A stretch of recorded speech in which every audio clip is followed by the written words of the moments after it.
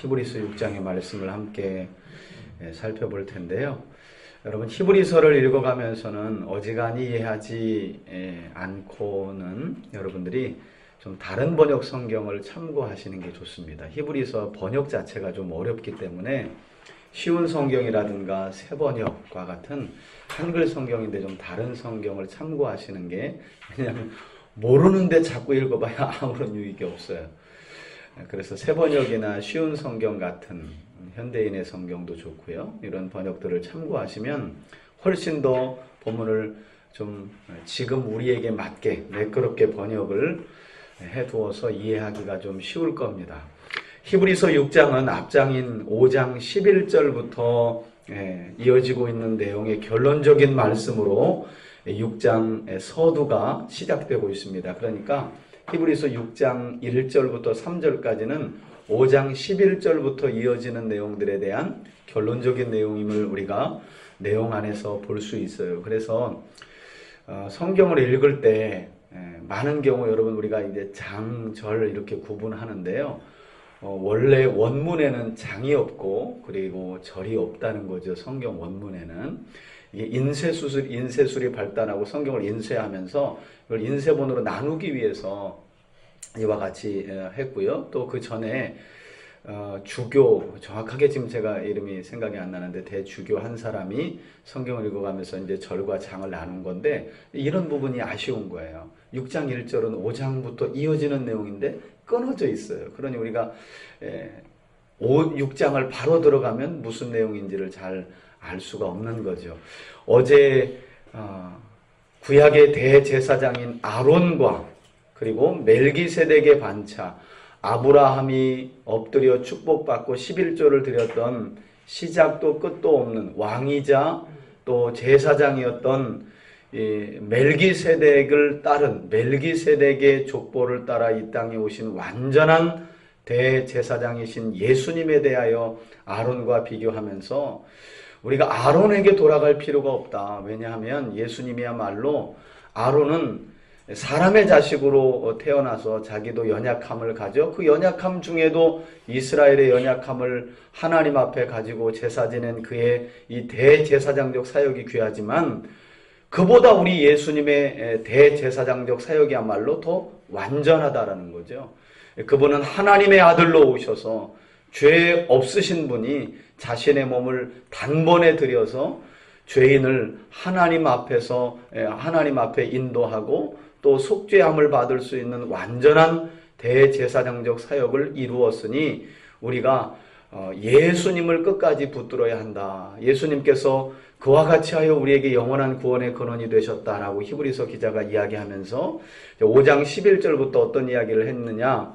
이 히브리서를 받는 이 히브리서의 편지를 이 서신을 받는 이 교회 공동체의 미숙함, 어린아이 같은 신앙에 대해서 히브리서 기자가 언급했던 내용들이죠. 그런데 이제 이런 내용들을 쭉 이어가면서 그런데 좀 안타깝다. 내가 멜기세덱의 반차를 따른 완전한 대제사장 예수 그리스도를 이야기하지만 이 편지를 받는 너희들의 믿음이 도무지 멜기세덱이 누군지 잘 모르고 멜기세덱의 반차를 따라 오신 예수 그리스도를 이해하지 못하는 그런 믿음을 가졌으니 좀 안타깝다 하면서 너희들이 신앙생활한 지도 오래됐고 연륜도 차고 이제는 마땅히 누군가에게 복음을 전하고 가르쳐야 할 입장이 됐는데 아직도 의의 말씀을 경험하지 못한 젖을 먹는 어린아이 신앙을 가졌으니 어찌하면 좋을까 하는 이런 마음으로 너희들이 이제는 단단한 식물을 먹고 때때로 하나님께서 주시는 훈련 중에 지각을 잘 사용하여 선악을 분별할 줄 아는 믿음으로 자랐으면 좋겠다 하면서 이제 오늘 6장 서두가 이어지는데 결국 히브리서 기자가 원하는 건요. 완전한 대로 좀 나아갔으면 좋겠다 하면서 3절로 하나님이 허락하시면 우리가 이런 장성한 그리고 완전한 믿음에 자랄 수 있을 것이다 라는 말씀으로 권면하고 있는 것을 볼 수 있습니다. 한마디로 말하면 신앙적 초보 행위를 벗어났으면 좋겠다. 이 신앙적 초보 행위를 히브리서 기자는 6장 1절 또 2절에 보면 교리적으로 정리를 했죠. 도의 초보가 뭔가? 회개, 하나님에 대한 신앙, 세례, 안수받는 것, 그리고 죽은 자의 부활, 심판. 여러분 이런 내용들은 신앙의 초보적인 교리라는 거예요. 늘 보세요. 늘 회개만 붙들고 있어. 늘 부활에 대해서 의심하고 부활할까 안 할까, 부활할까 안 할까, 하나님의 심판이 있을까 없을까. 여기에 머물면 언제 마음과 뜻과 힘을 다해 하나님을 사랑하며 이웃은 내 몸처럼 사랑하겠는가. 그러니 제발 좀 이런 의의 말씀을 경험하지 못한 어린아이 같은 신앙의 초보와 이 초보를 벗어나서 너희들이 이제는 어떤 고난과 박해 중에도 지각을 사용하여서 어떤 게 선이고 악인지를 분별할 줄 아는 완전한 애대로 나아갔으면 좋겠다 하고 이제 단락으로 구분 지어서 이 편지를 받는 수신자들에게, 그래서 여러분 히브리서는요, 히브리서 기자가 전하는 내용이 있고 내용을 잘 보면 이 히브리서의 편지를 받는 수신자들의 형편과 믿음까지도 히브리서 기자가 낱낱이 기록을 해놨어요. 그러니까 이런 내용을 보면 지금 이 히브리서의 편지를 받는 자들의 수준이 상당히 도의 초보에 있구나. 우리의 믿음도 한번 점검해 볼 필요가 있죠. 왜냐하면 때때로 신앙의 연륜이 우리의 믿음의 수준을 성숙으로 이끌지 못하는 경우도 많거든요. 직분을 받는다고 또 성숙한가? 그렇지 않아요. 사람은 연약하기 때문에 언제든 단단한 식물을 먹을 수 있는 자도 시험 들고 고난이 찾아오면 어린아이가 되어버리는 경우도 상당히 허다합니다. 누구도 자부할 수 없어요. 나는 한 번 장성한 믿음의 분량에 이르렀다? 교만이에요. 그러니 우리는 늘 그리스도를 붙들고 그리스도의 말씀 안에서 완전한 대로 나아가기를 힘쓸 수밖에 없는 거죠. 오늘 히브리서 기자도 그런 마음으로 도의 초보를 버리고 완전한 대로. 여러분, 교회가 성장해 가면서요, 사람들이 많이 모이잖아요. 우리는 보통 사람들이 많이 모이면 그 교회 부흥한다고 이야기를 해요. 그런데 성경적인 부흥이 무엇인지를 봐야 돼요. 왜냐하면 예수님이 오셔서 얼마나 많은 부흥이 있었어요. 제자와 허다한 무리가 쫓았다잖아요. 그런데 십자가 사건이 딱 한 번 있고 나니까 어떻게 해요? 다 나갔어요. 다 없어졌어요. 심지어는 제자들도 무섭고 두려워서 도망가 버리잖아요.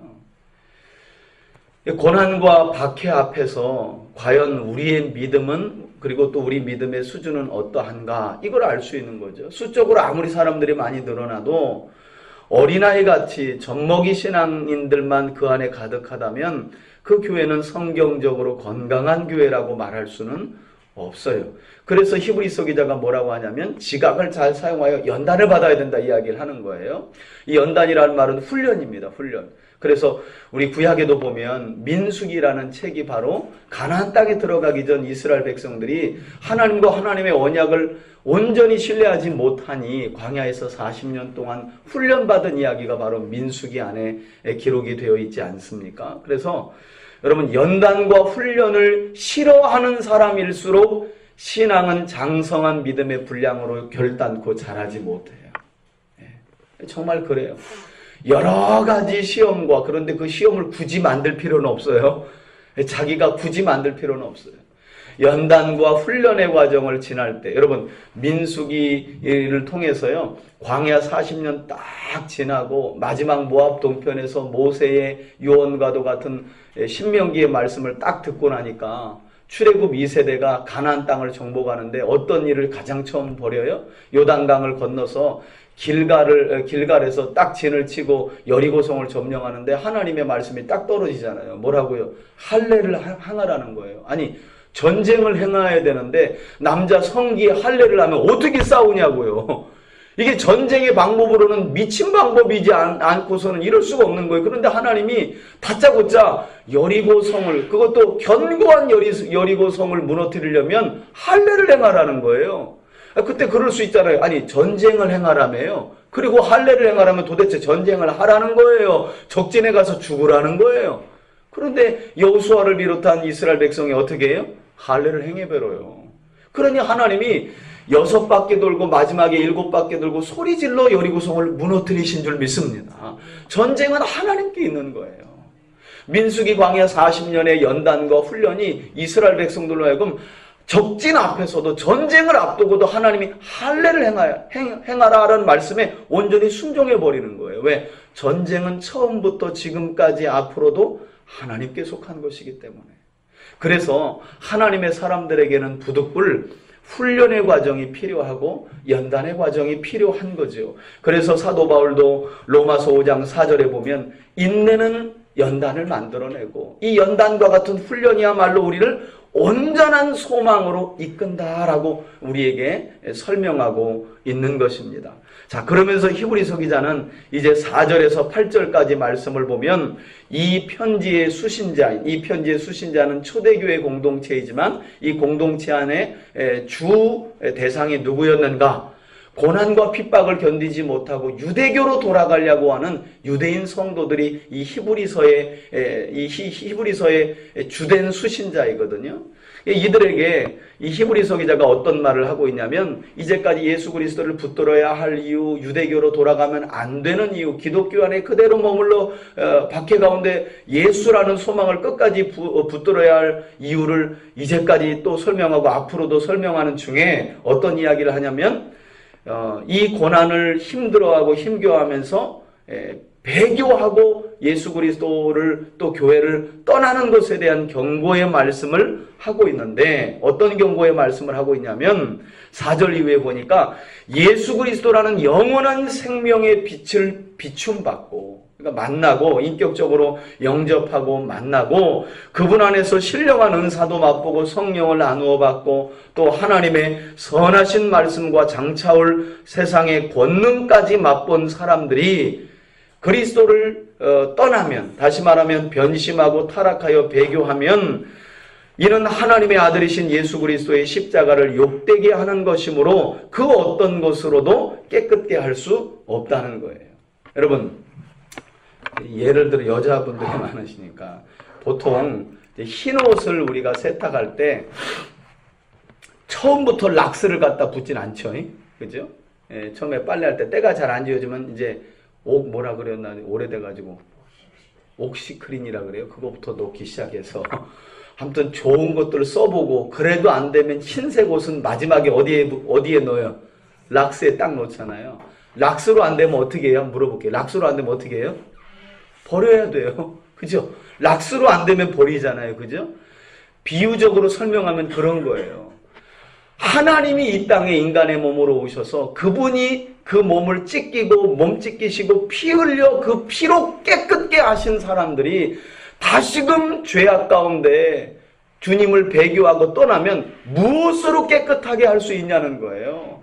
다시금 그 어떤 것으로도 깨끗하게 할 것이 불가능하다라는 거예요. 여러분 이 말씀은 이 편지의 원 수신자인 고난과 박해 중에 주님을 떠나 배교하려고 하는 유대인 성도들에게 보내는 1차적인 경고의 말씀이기도 하지만 사실은 우리에게 주는 경고이기도 해요.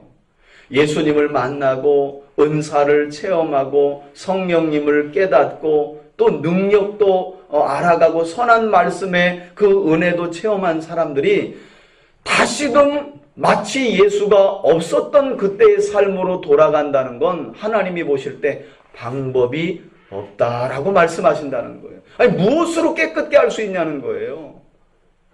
그러니 이와 같이 엄중한 경고를 이 히브리서 기자가 하면서 이제 그 마지막 단락에서 말씀하는 내용이 7, 8절에 바로 이 비유를 통해서 옥토에 대한 이야기를 하죠. 이 옥토 곧 좋은 땅이 되어서 너희들도 합당한 열매를 고난을 잘 이겨내고 맺었으면 좋겠다라고 이야기를 비유적으로 설명을 하는 거예요. 여러분 땅의 역할이 결국 농부가 심는 씨앗의 열매를 맺는 게 땅의 역할 아니겠어요?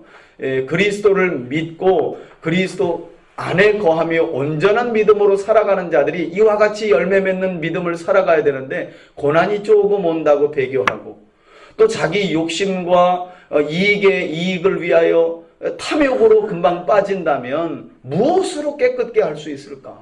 이건 참으로 우리에게 주시는 엄중한 경고이기도 하지요. 그래서 우린 보통 그냥 또 회개하면 되지 하고 회개를 무슨 밥 먹듯이 우습게 여기는 경우도 많은데요. 사실은 그리스도를 인격적으로 만나고 타락한 사람들은 방법이 없다라는 게 성경의 결론이에요. 어떤 것으로도 깨끗게 할 수 없다는 거예요. 남은 건 심판뿐이겠죠. 이 안에는 그런 내용이 담겨져 있는 거예요. 그래서 배교에 대한 경고의 말씀을 하고 있는데요. 그리고 나서 히브리서 기자는 이 편지에 말씀드린 것처럼 주된 수신자였던 유대인 성도들뿐만 아니라 초대교회 성도들에게 경고의 말씀 뒤에 어떤 말씀을 하고 있느냐. 9절에 보니까 사랑하는 자들아 이렇게 하면서 내가 아마도 바울이 이들이 두렵고 떨림으로 무조건 교회를 떠나려고 예수 그리스도를 떠나려고 하는 모습만 본 것 같지는 않아요. 이들 안에 믿음을 따른 행위가 있었어요. 믿음을 따른 행위가 있었다고 이야기해요. 그래서 10절에 보니까 하나님은 불의하지 아니하사 너희의 행위와, 그러니까 지금 이 히브리서의 편지를 받는 초대교회 공동체 안에 행위가 있었다는 거예요. 여러분 사도 바울의 편지를 보면 이 두 가지 이야기를 합니다. 믿음과 사랑 이야기를 하는데 믿음을 따른 행위와 그의 이름을 위하여 나타낸 무엇이 있대요? 사랑이 있었다는 거예요. 사랑으로 성도들을 섬긴 것을 하나님은 절대 잊어버리지 않으니 간절히 원하는 것은 너희가 각 사람이 동일한 부지런함을 나타내요. 그 믿음을 따른 행위와 사랑을 어떻게 하는 게 중요해요? 끝까지 소망의 풍성함에 이르를 때까지 나타내는 게 중요하다는 거예요. 여러분 가만히 보세요. 우리의 믿음을 한번 점검해 봐요. 여러분 처음 믿으실 때와 지금 여러분들의 믿음과 행위는 어떤지 한번 보세요. 많은 경우 제가 목회를 경험할 때 하나님의 은혜를 처음 체험했을 때 그 사람에게 그 사람의 믿음과 행위가 참 바라 보일 때가 많아요. 이게 참 신기하죠? 원래는 하나님을 알아가면서 우리의 믿음과 사랑의 열매가 더 풍성해야 맞는데 이상하게 처음 믿을 때 믿음과 사랑의 열매가 막 덤벼드는 거예요. 일하려고. 하나님을 위해서 살겠다고. 그런데 이상하게 신앙의 연륜이 가면 갈수록 저 사람이 믿는 사람인가 의심이 되고 저 사람 안에 도무지 사랑의 열매가 보이지 않을 때가 많아요. 그럼에도 불구하고 오늘 히브리서 기자는 이 박해 가운데 예수님을 떠나려고 하는 자들을 아마도 제가 볼 때는 지금 다독이고 있는 거예요. 너희들 이제까지 잘해오지 않았느냐. 그리스도 예수를 믿어 너희에게 믿음을 따른 행위가 있었고 또 사랑을 나타내어 성도들을 섬긴 거 이거 하나님이 다 기억하고 있으니 이 고난을 이겨내고 끝까지 소망의 풍성함에 이르렀으면 좋겠다라고 이야기하면서 12절에 보니까 어떤 이야기를 하고 있느냐? 제발 게으르지 말고 믿음과 오래 참음에 대한 이야기를 이제 그 뒤에도 아브라함 이야기하면서 나와요. 그래서 하나님의 약속을 누가 누리느냐? 여러분 결국 어떤 사람이요? 오래 참는 사람이 누리는 거예요. 인내하는 사람이 인내로 훈련을 받고 훈련을 잘 받는 사람들이야말로 하나님이 약속하신 소망에 이를 수 있는 거예요. 많은 경우 신앙생활 하는 분들이 여기에서 넘어져요. 오래 참지를 못해요. 여러분 가만히 생각해 보면 우리가 참는 것은 오래 참음이라고 말할 수도 없어요. 왜냐? 지금 하나님은 그 아들을 이 땅에 보내 우리를 구원하시려고 2000년을 참아왔는데 기껏해야 우리 인생이 7, 80 아니에요? 뭘 참으면 얼마나 참았다고 우리가 하나님 언제까지 참아야 된다는 이야기를 할 수 있냐고요. 주님은 지금 아들을 보내시기까지 2000년을 참았는데 뭐 우리가 뭘 참는다고 이제까지 참았는데 이런 이야기 사실 할 수도 없어요. 왜냐하면 인생이 살아봐야 7, 80인데 뭘 얼마나 오래 기다렸다고. 지금 주님은 하루를 천년과 같이 천년을 하루와 같이 한 영혼이라도 하나님께서 하나님께로 돌아올까봐 그것을 위하여 기다리고 계신데 그러니 히브리서 기자가 잠깐의 고난을 버티지 못하고 예수 그리스도를 떠나려고 하는 이 유대인 성도들과 초대교회 공동체를 향해 제발 믿음과 오래 참음으로 약속들을 기업으로 받은 믿음의 선진들과 같이 오래 참고 인내함으로 하나님의 약속을 받았으면 좋겠다. 우리 앞서도 출애굽 1세대 이야기를 했잖아요. 그들이 애굽에서 구원은 받았지만 약속하신 가나안 땅이라는 안식처를 왜 못 받았느냐? 결국 하나님 오래 참지 못하고 우리 지난 주일에도 봤지만 첫 발을 내디디며 작심 3일 만에 하나님과 하나님의 언약을 불평하며 악한 말을 쏟아내고 원망 어린 말로 하나님을 불평하니 어떻게 하나님의 약속된 가나안 땅 안에 들어갈 수 있느냐? 없다는 거예요. 그래서요, 말씀 안에서의 연단과 훈련이 저와 여러분들에게 필요한 거예요. 기다리라, 오래 참으라 이야기를 하면서 히브리서 기자가 13절 이후에 나오는 마지막 단락에서 오래 참음으로 하나님의 약속을 받은 사람 누구 이야기를 좀 해줄까 하다가 누구 이야기를 꺼내는 거예요? 아브라함 이야기를 딱 꺼내요. 갈대아 우르에서 출발해서 하란에서 하나님의 약속을 받기까지 약속을 받을 때 아브라함의 나이가 창세기 12장에 보면 75세거든요. 아브라함 몇 세에 약속하신 자녀를 받아요? 100세에. 100세, 25년이라는 기간 동안 아브라함은 연단받고 훈련받음으로 물론 중간에 사라를 통해 하갈이라는 여종을 취해서 이스마엘이라는 자녀를 낳지만 그것 때문에 창세기 16장으로 넘어가는 데 보면 하나님께서 이스마엘을 낳은 아브라함에게요 13년 동안이나 나타나지 않는 내용이 나와요. 그냥 한 달락으로 넘어가는데 하나님의 약속을 기다리지 못한 잠깐 그랬던 아브라함 때문에 하나님이 13년 동안이나 나타나지 않다가 아브라함에게 나타나서 나는 전능하신 여호와라. 너 내 앞에서 온전히 행해라. 하나님이 나타나시자마자 그와 같은 말씀을 하신 일이 있는데 중요한 건 결국 아브라함은 끝끝내 하나님의 약속을 오래 참음으로 어떻게 해요? 기다려서 그 약속을 누렸다는 거예요. 그래서 15절에도 보면 그가 이같이 뭐하여 약속을 받았다고요? 오래 참아 약속을 받았느니라 그래요. 그러면서 마지막 단락에 보면 이와 같이 너희가 아브라함처럼 또 믿음의 많은 선진들처럼 이제 우리가 히브리서 11장에 가보면 이처럼 오래 참음으로 결국 하나님이 약속하신 이 땅에서의 약속과 궁극적으로 영원한 천국까지 약속받은 믿음의 선진들 이야기를 아벨부터 시작하여 에녹으로 시작하여 아브라함, 이삭, 야곱 믿음의 선진들 이야기를 어마어마하게 이제 11장에 가면 하게 되는데 그들 모두가 다 하나님의 약속을 오래 참아 누린 사람들이라는 거예요. 여러분 그러니까 신앙생활은 누구의 말처럼 단거리이기보다는 마라톤인 것 같아요. 마라톤. 그래서 어떤 분들은 그래요. 그냥 빨리 믿고 쇼 붙이려고 그래요. 빨리 믿고. 그러려면 빨리 정리하시고 천국으로 가셔야 돼. 우리 생각처럼 왜냐하면 우리는 인생이 짧다 보니까 빨리 쇼 붙여요. 그냥 그러니까 한국 사람만큼 그런 기질이 또 없잖아요. 그러니까 철이야. 안 되면 그냥 곡기를 끊어서라도 금식해서 응답하라 하나님 협박해 가면서 아주 안달을 하는 거예요. 안달을. 하나님은 하루를 천년을 하루처럼 한 영혼이 돌아오기를 기다리면서 구원의 역사를 펼쳐가는데 이 한국 사람들의 기질이 그래요. 금식도 3일 금식 안 되면 일주일 금식으로 나간다. 하나님 나 밥 안 먹어. 나 확 죽어 그냥. 응답하나. 이런 식으로 나가는 거예요. 여러분 하나님의 약속은 누가 누리느냐? 오래 참음으로 인내하는 사람들이 누리는 거예요. 오래 참음으로. 아브라함처럼 또 많은 믿음의 선진들처럼. 그래서 여러분 제가 부교육자 때 이제 초년 신앙생활을 하면서 사례비 때문에 하나님을 원망한 일이 있어요. 그 당시에는 부모님들이 신앙생활도 안 했을 때니까 이제 신학교는 또 건축을 전공하고 이제 취업 나가면 월급 따박따박 갖다 드려야 될 게 이제 공수표를 막 남발한 뒤에 마티즈 차를 뽑아가지고 차를 해달라.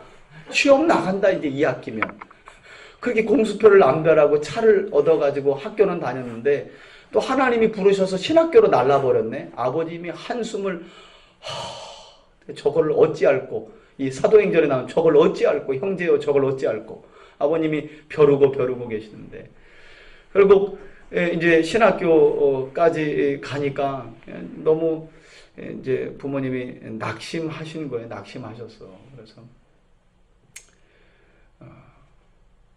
이제 신학교는 갔는데 부모님이 너무 낙심하다 보니까 제가 어떻게 해야 될까 이런 이제 생각을 가지다가 결국에는 이제 신학교 가서 하나님께 기도했죠. 하나님, 아이고 집안은 이렇고 사역은 하는데 그때 당시 제가 받은 사례비가 제 모교였어요. 모교였기 때문에 15만 원 주셨거든요. 근데 그때 이제 우리 동기 전도사님들이 한 5, 60만 원 받을 때였는데 저는 이제 모교회여서 이제 청년이었던 친구가 신학교 가니까 이제 인준전도사로 시작을 해서 이제 15만 원을 받는데 책값도 사실은 안 되는 거예요. 그래서 하나님 이럴 거면 왜 날 불렀어요? 이럴 거면 차라리 날 부르지 말지. 이렇게 원망이 나와. 전도사 때니까, 이제 초년 때니까. 그리고 뭐 목회로 들어서면 담임 목사님 보니까 성도들한테 잘 대접도 받고 하는 것 같은데 부교육자는 뭐 거의 빛이 안 비치잖아요. 그런데도 사례도 작고 뭐 집안이 또 넉넉한 편은 아니니까. 그럴 때마다 하나님이 하나님의 방법으로 이렇게 채워주시는 거예요. 때로는 권사님들이 목사님, 전사님 도섭이 하세요. 한 번 딱 그렇게 채워짐이 있을 때 낯이 부끄러운 거예요. 하나님 앞에. 조금만 좀 인내하고 참았을 걸. 이 이비방정이다. 이비방정. 근데 또 다시 오니까 또 원망하게 되는 거예요. 왜 불렀어요? 날 조직으로 왜 이렇게 깊이 부른 거예요? 그냥 청년으로 살아가게 두시지. 그렇게 목사 임직을 받기까지 3번 정도, 이제 목사 되기 전이에요. 3번 정도 물질에 대한 납부끄러움이 있고 나서 제가 하나님 앞에 아주 결단했어요. 다시는 하나님 어떤 중에도 제 형편과 사정이 물질로 어렵더라도 하나님 원망하지 않겠습니다. 그 뒤로는 정말 어떤 어려움이 있어도요. 뭐 제가 개척하고 나서 빚내가면서 우리 아내와 사역하고 그래도 한 번도 저희는 물질로 인해서 원망한 일이 없어요. 왜냐하면 인내하고 오래 참으니 하나님 결국 어려움을 지나게 하시고 또 때를 따라 정말 어려울 때는 공급해 주시는, 이렇게도 공급해 주시네 하는 걸 체험하다 보니까 더 이상은 그렇지 않더라고요. 그래서 인내하고 오래 참으면서 저 스스로도 배워가더라고요. 여러분, 원망은요 조금 더 나중에 해도 늦지 않아요. 제가 보니까 그래요. 여러분 그런 일 많죠? 예, 불평은 조금 더 지내보고 해도 늦지 않아요. 조금만 더 지내보세요. 조금만 더 인내해보세요. 왜? 이 연단과 훈련의 과정 중에 하나님이 계획하신 섭리가 있다는 거예요. 여러분, 초대교회 이 공동체들이 로마 정부를 통해 받는 여러분 네로의 핍박은요, 앞으로 있게 될 로마 황제들 10번에 걸친 대대적인 핍박 중에 네로의 핍박은 이제 첫 번째인가 두 번째를 지나고 있을 때예요. 첫 번째, 두 번째 핍박을 지날 때 벌써 그리스도를 떠나려고 하는다. 하나님이 앞이 깜깜한 거예요. 아직도 로마 황제들이 8명이나 더 세워져서 기독교를 그냥 끝장을 내려고 덤벼드는데 이제 두 번째 2라운드인데 주님을 떠나려고 한다. 그럼 어떻게 하겠어요? 하나님의 마음이. 그러니 하나님께서 이 히브리서 기자를 통해서 떠나지 말라고 배교에 대한 경고도 하시면서 너희 잘하고 있었어. 믿음을 따라 믿음과 사랑의 열매 잘하고 있었어. 그러니 끝까지 모함으로 인내와 오래 참음으로. 결국 여러분 사랑해야 오래 참아요. 어떤 사람이 오래 기다리느냐? 하나님을 사랑하는 자가 오래 기다릴 수 있는 거예요. 하나님의 말씀을 통해 주를 더욱 깊이 알아갈 수 있기를 바라고요. 그 하나님을 알아가는 참된 지식이 고난과 어려움 중에 때때로 생각지 못해 우리 삶에 찾아오는 고난 중에 여러분들에게 오래 참음이라는 믿음을 세워갈 수 있기를 바라고요. 그 믿음이야말로 제가 볼 때는 교회 공동체 안에 가장 성숙하고 많은 자들에게 덕을 끼치는 믿음이 바로 이 인내하는 믿음이에요. 제가 볼 때 인내와 오래 참음만큼 성도들에게 덕을 끼치는 믿음이 없더라고요. 실제로 이야기를 들어보면 그래요. 목사님, 난 저분 보면 할 말이 없어요. 어떻게 저런 상황 중에서도 인내하시는지 모르게 난 도무지 나는 교회 못 나올 것 같아요. 이런 이야기를 해요. 아, 그렇구나. 인내와 오래 참음이야말로 덕을 끼치고 성도들에게 좋은 영향력을 미치며 교회 자체를 아주 견고하게 세워가는 가장 좋은 덕이구나. 이것을 제가 목회하면서 봐요. 오늘도 기도하면서 이 오래 참음과 인내의 믿음으로 끝까지 소망 가운데 하나님께 나아가는 믿음을 달라고 기도하는 저와 여러분들이 되시기를 주의 이름으로 축원해 드립니다.